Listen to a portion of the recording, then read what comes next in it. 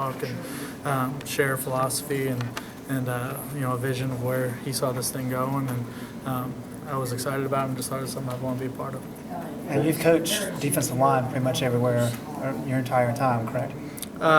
Yeah, except the last 3 years I had the opportunity to be a walk-around defensive coordinator, and I didn't spend as much time in the defensive line room as I did in the linebackers and DBs room. So the last couple of years it's been really more on the back end. How has that been addressed? I know you're announced as a defensive assistant, so can you coach pretty much anywhere? I feel like wherever fits best for the staff and the program, whether that be linebackers, safeties, whatever the case might be, that I'll fit where needed. And that's something that Coach and I got to sit down with the rest of the guys on staff and kind of figure out what the best fit is. And I'm sure that we'll come to a conclusion on that pretty soon. How much were you able to get out on the road? How much time did you have between the hiring and here today? I was out last week on the road. Most of that was junior recruiting. It's hard to kind of build and establish a relationship with a committed player or even someone who's on the fence in terms of committing. And that last week, for the most part, I thought it would be better off not to try to get into the middle of that. So I spent most of my time working on the 2016 and 2017 kids.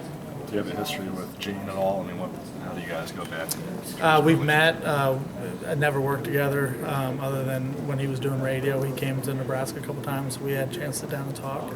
But other than that, this is the first time we've ever actually worked together. I've worked with a lot of people that he's close to, and we have some relationships through other people. I missed the first part of what you said when you started a minute ago. What brought you here? What was that process? Who reached out to who? What was? A combination of both. Coach Fedora, I've gotten to know him over the last couple of years.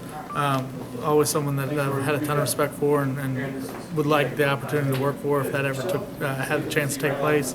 And then, when I was kind of in the process of figuring things out and narrowing things down, Coach Chiswick gave me a call and expressed some interest, and I was thrilled to hear that he was interested, and we had a chance to meet up and sit down, and the rest kind of took care of itself.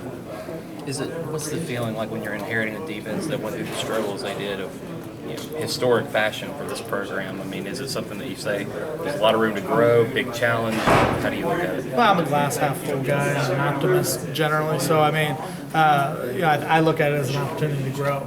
But I was in a similar situation when we took over at Nebraska in 2008.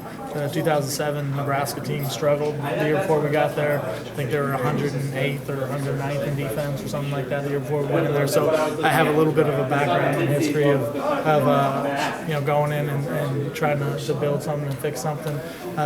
In that same scenario, and by 2009 we were number one in the country in defense. So it took 2 years to turn it. I think we have a lot of the pieces in place here to be able to turn it quickly, and I look forward to doing it. I was going to ask, is it as simple as you can really make a huge dent in that in 1 year, or is it something that's going to take time to turn the ship?